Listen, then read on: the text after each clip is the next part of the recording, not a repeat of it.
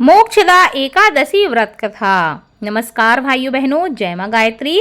आप सभी का मेरे YouTube चैनल शुभकर माही अष्टो में स्वागत है। आज के इस वीडियो में सुनते हैं मोक्षदा एकादशी की व्रत कथा। 2023 में मोक्षदा एकादशी 22 और 23 दिसंबर दोनों दिन रखी जाएगी। अगर आप एकादशी का व्रत नहीं भी करते हैं तब भी आपको भगवान विष्णु की एकादशी व्रत कथा का स्मरण अवश्य करना चाहिए।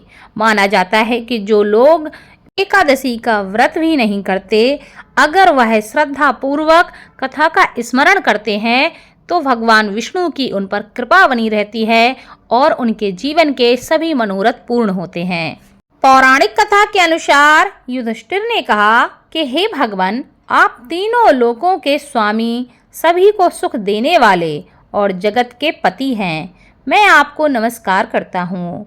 हे देव, आप सबकी रक्षा करते हैं, आप सबके सखा हैं। अतः मेरे संशय को दूर करके मुझे बताइए कि मार्गशीर्ष एकादशी का क्या नाम है। उस दिन कौन से देवता का पूजन किया जाता है और उसकी क्या विधि है, कृपया करके मुझे बताएं। भगवान श्री कृष्ण कहने लगे कि हे धर्मराज, तुमने बड़ा ही उत्तम प्रश्न किया है। इसके सुनने से तुम्हारा यश और भी संसार में फैलेगा।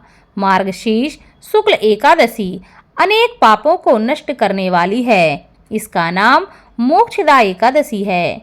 मोक्षदा एकादशी के दिन भगवान विष्णु के दामोदर रूप की पूजा की जाती है। इसके पीछे की एक पौराणिक कथा है।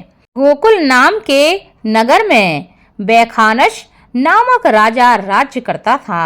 उसके राज्य में चारों वेदों के जानने वाले ब्राह्मण रहते थे। वह राजा अपनी प्रजा का अपनी संतान की तरह लालन पालन करता था। एक बार रात में राजा ने एक सपना देखा कि उसके पिता नरक में चले गए। यह सोचकर उसे बहुत ही अचंभा हुआ। सुबह उठकर उसने वह स्वप्न विद्वान ब्राह्मणों को बताया और अपना सपना उन्हें सुनाया और कहा कि मैंने अपने पिता को नरक में कष्ट उठाते स्वप्न में देखा है। उन्होंने मुझसे कहा है कि हे पुत्र, मैं नरक में पड़ा हूँ, यहाँ से मुझे तुम मुक्त कराओ। जब से मैंने यह वचन सुने हैं तब से मेरा मन बहुत ही बेचैन है। मुझे इस राज्य, धन, पुत्र, स्त्री, घोड़े, हाथी आदि में कुछ भी सुख नहीं लग रहा। राजा ने कहा कि हे ब्राह्मण देवताओं, इस दुख के कारण मेरा सारा शरीर जल रहा है। आप लोग कृपा करके कोई तप, दान, व्रत आदि या कोई ऐसा उपाय बताएं जिससे मेरे पिता को मुक्ति मिल जाए। उस पुत्र का जीवन व्यर्थ है जो माता पिता का उद्धार न कर सके। एक उत्तम पुत्र जो अपने माता पिता और पूर्वजों का उद्धार करता है, वह 1000 मूर्ख पुत्रों से अच्छा है। जैसे एक चंद्रमा सारे जगत में प्रकाश देता है, परंतु हजारों तारे यह नहीं कर सकते। हे ब्राह्मण देवता, कृपया करके मार्गदर्शन कीजिए। ब्राह्मणों ने कहा कि हे राजन, यहाँ पास ही भूत, भविष्य, वर्तमान के ज्ञाता पर्वत ऋषि का आश्रम है। आपकी समस्या का हल उनके पास जरूर होगा। ऐसा सुनकर राजा मुनि के आश्रम में पहुँचे। उस आश्रम में अनेक शांत चित्त योगी और मुनि तपस्या कर रहे थे।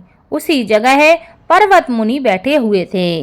राजा ने मुनि को साष्टांग दंडवत प्रणाम किया। मुनि ने राजा से सांगोपांग कुशल पूछी। राजा ने कहा कि हे महाराज, आपकी कृपा से मेरे राज्य में सब कुशल मंगल है, लेकिन अकस्मात मेरे चित्त में अत्यंत अशांति छा गई है। ऐसा सुनकर पर्वत मुनि ने आंखें बंद की और राजा के भूत के बारे में विचार करने लगे। फिर बोले, हे राजन, मैंने योग के बल से तुम्हारे पिता के कुकर्मों को जान लिया है। उन्होंने पूर्व जन्म में कामातुर होकर एक पत्नी को रति दी। किंतु सौत के कहने पर दूसरी पत्नी को ऋतुदान मांगने पर भी नहीं दिया। उसी पाप कर्म के कारण तुम्हारे पिता को नरक में जाना पड़ा है। तब राजा ने कहा, इसका कोई उपाय बताएं। मुनि कहते हैं कि हे राजन, आप मार्गशीर्ष एकादशी का व्रत करो और उस उपवास के पुण्य को अपने पिता को संकल्प करके दान कर दो। इसके प्रभाव से आपके पिता की अवश्य ही नरक से मुक्ति होगी। मुनि के यह वचन सुनकर राजा महल में वापस आ गए और मुनि के कहने के अनुसार कुटुंब सहित मोक्षदा एकादशी का व्रत किया। इसके उपवास का पुण्य उसने पिता को अर्पण कर दिया। इसके प्रभाव से उसके पिता को मुक्ति मिल गई और स्वर्ग में जाते हुए वे पुत्र से कहने लगे, हे पुत्र, तेरा कल्याण हो। यह कहकर स्वर्ग चले गए। इसीलिए इस एकादशी को मोक्षदा एकादशी कहा जाता है। जो लोग मोक्षदा एकादशी का व्रत करते हैं, उपवास करते हैं, उनके समस्त पाप नष्ट हो जाते हैं। इस व्रत की कथा को पढ़ने वाले को भी मोक्ष की प्राप्ति होती है तथा इस कथा को सुनने से मनुष्य के सभी मनोरथ पूर्ण होते हैं। इस व्रत से बढ़कर कोई भी मोक्ष देने वाला व्रत संसार में नहीं है। इस व्रत के समान संसार में कोई भी जप तप दान नहीं है। एकादशी का व्रत संपूर्ण व्रतों में सर्वश्रेष्ठ माना जाता है। इस कथा को सुनने से भगवान विष्णु का आशीर्वाद सदैव बना रहता है। बोलो भगवान विष्णु की जय। इस कथा को ज़्यादा से ज़्यादा शेयर करें ताकि आपके साथ साथ आपके अपने भी इस कथा को सुनकर पुण्य प्राप्त कर सकें। धन्यवाद।